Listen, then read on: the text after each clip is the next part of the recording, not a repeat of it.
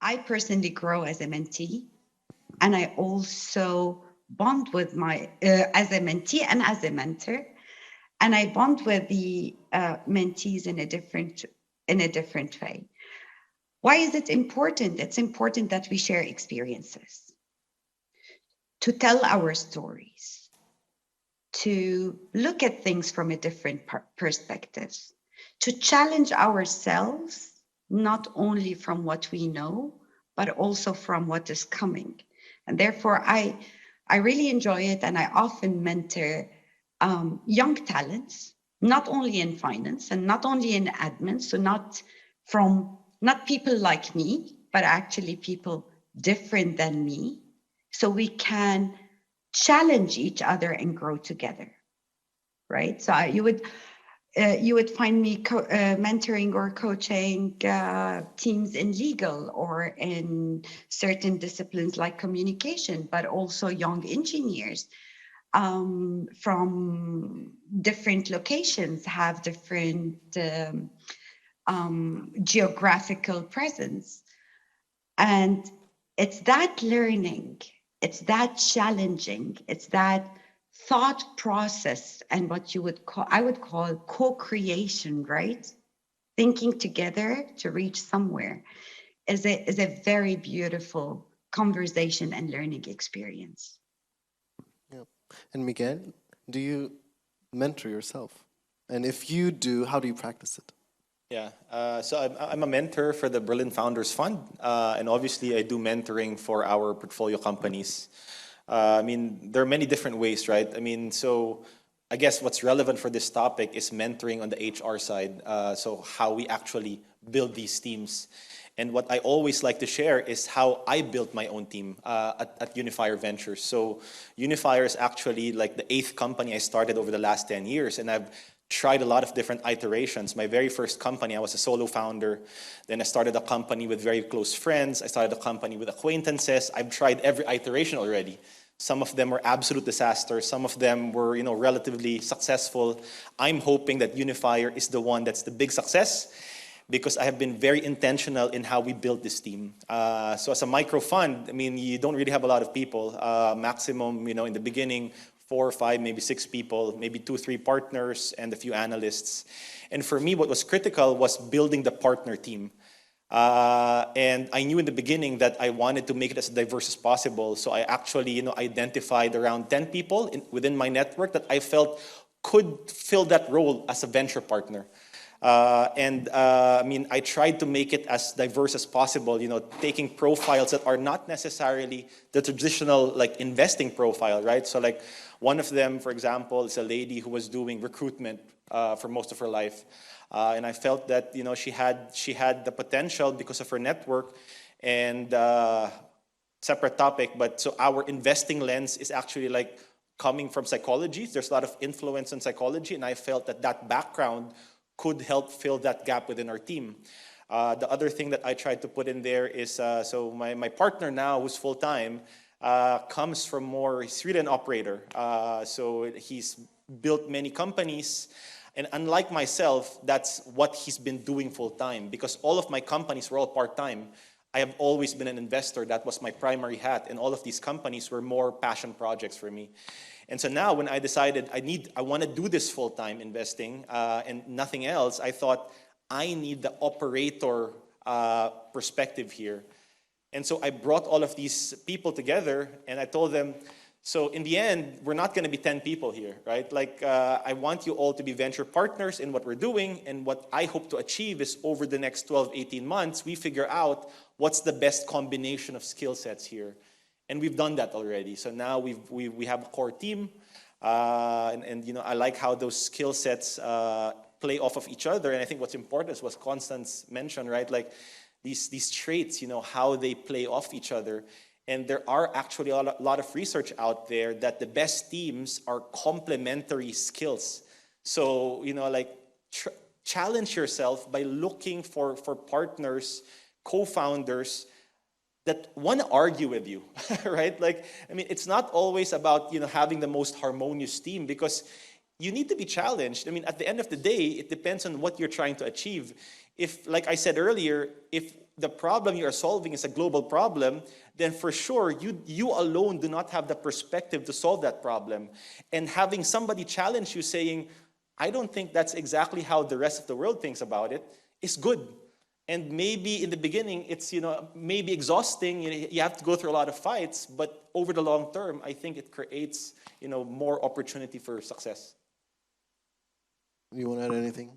Yeah, that's a very important point of discussion, and we'll always ask, do I need to clone myself as a founder, or do I need to look for the counterpart? Now, I just said it in the beginning, we have different tasks, we have different roles, we have one culture.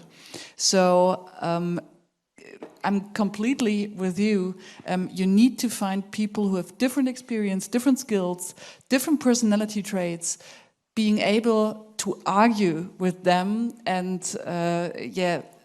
being able to learn from them. I think it's about learning and about how we approach things. So my colleague would approach a task completely different compared to me, but still we're getting very good results, both. And I think this is what we're looking for.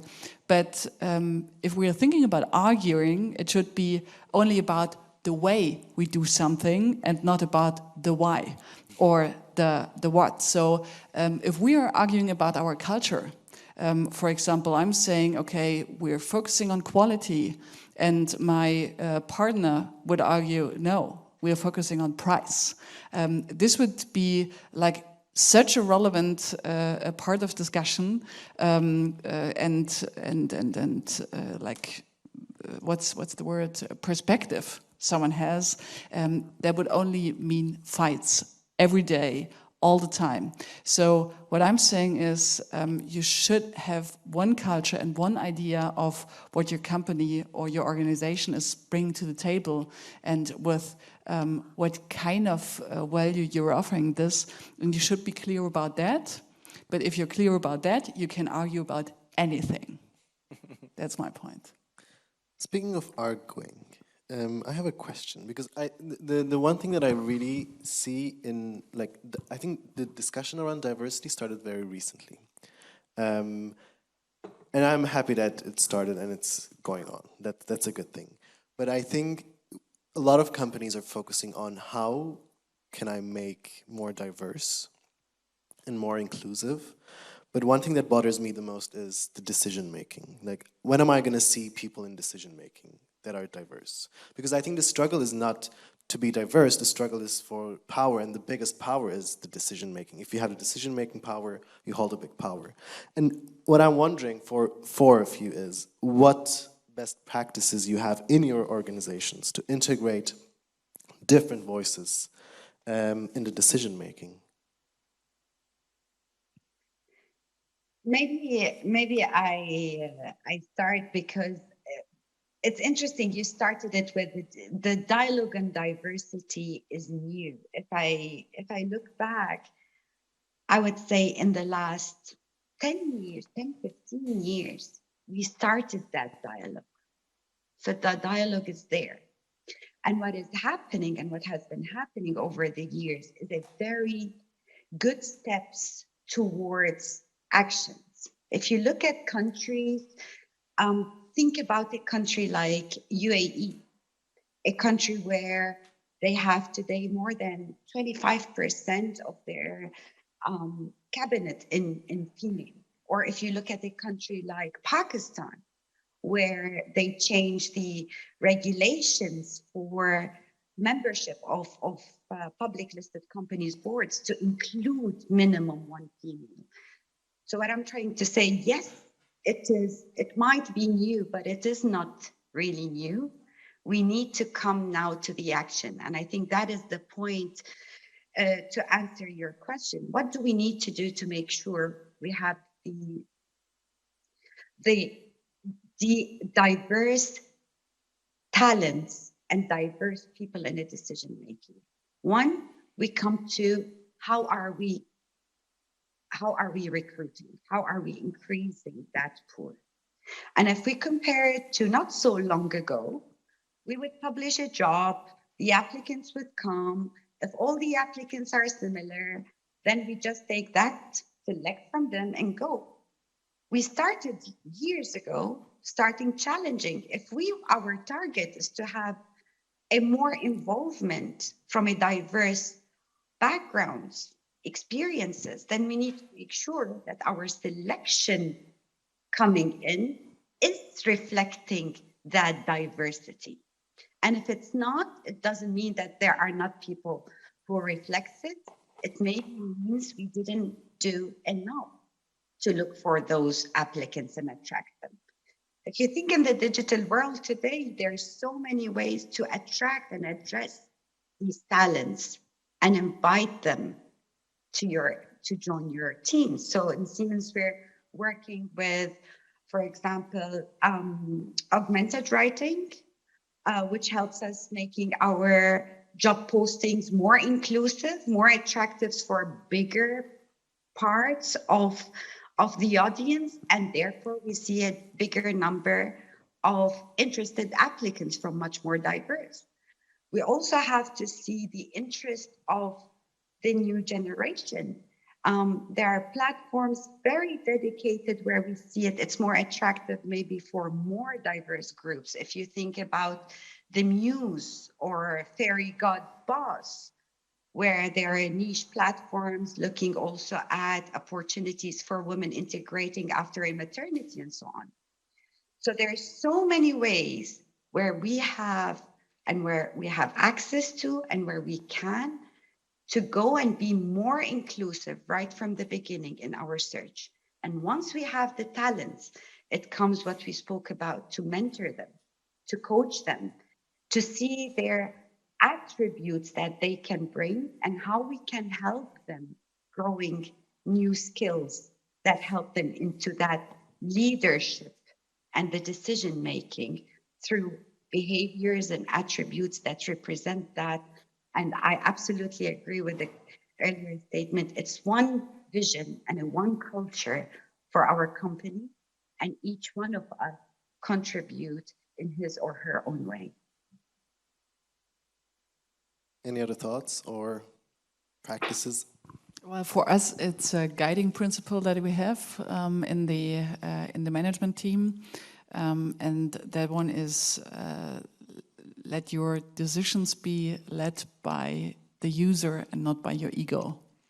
So it's really working with the management team on reducing their ego, enabling reflection, and being able to focus on the user. And the user for us is the client and the candidate at the same time.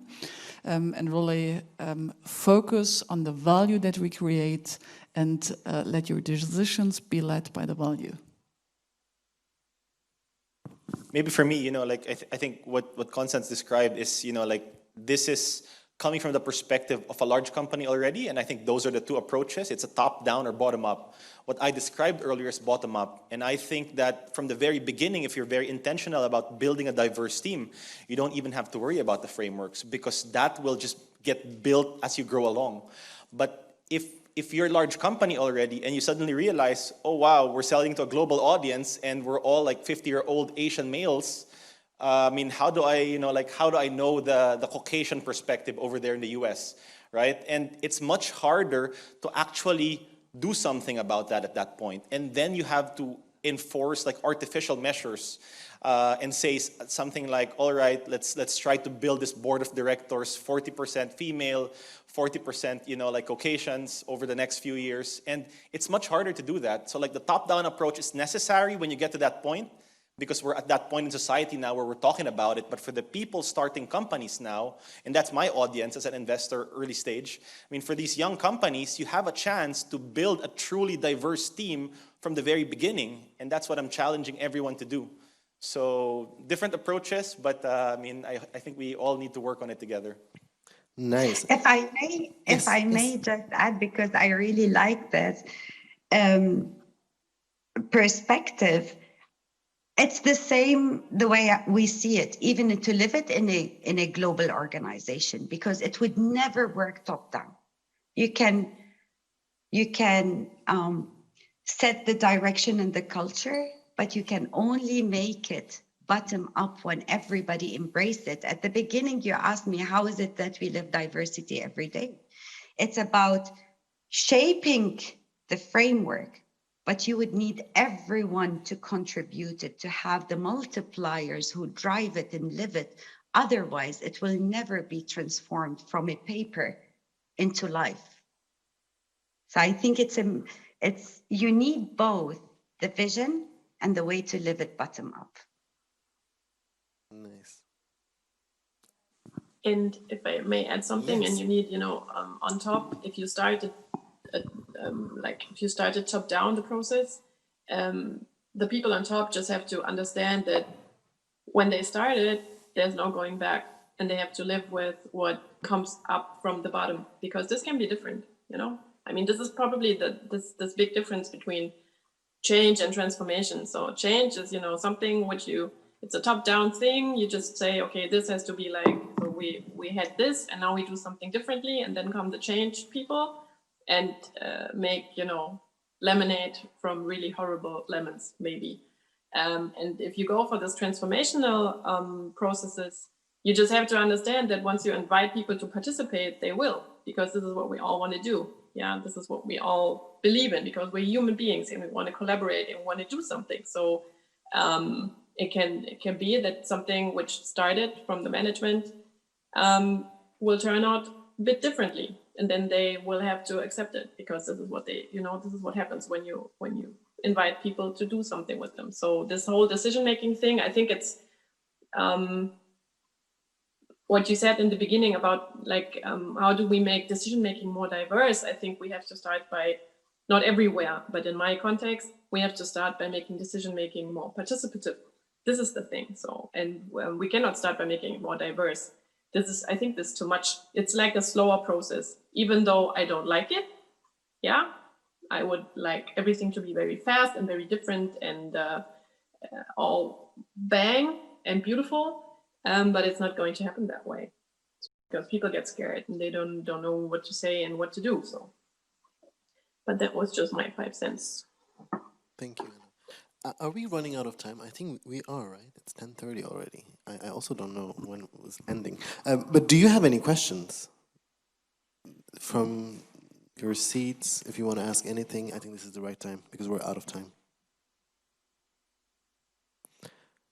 Apparently, there's one question, yes.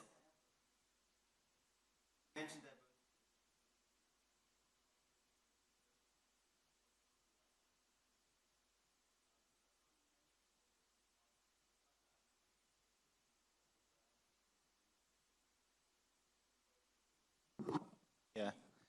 I think what Constance mentioned is what's important. The why has to be aligned, right? So the mission has to be aligned. So with my partner and myself, we know that what we're doing is bridging Europe and Southeast Asia.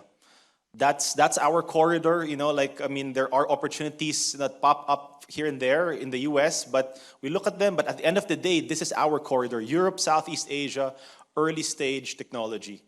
And this is what we want to do. How we actually bridge this, the execution of it, this we have to argue about, because there are many ways of approaching it. And I think that argument is healthy. If he starts telling me, I want to go to Africa tomorrow, I don't know anything about Africa. I'm not the right guy for that. Or, he tells me, let's set up an office in the US. I'm not the right guy for that also. So, but we're aligned, So my partner now, the two of us, he's German, I'm Filipino. We're bridging Europe and Southeast Asia. I think, it works very well, right? So the why is very important, that you're aligned there. Thank you. Well, then I would like to thank all of you for participating in this nice panel, and I hope you also enjoy the rest of the day. Thank you very much. Thank you. Thank you. Thank you.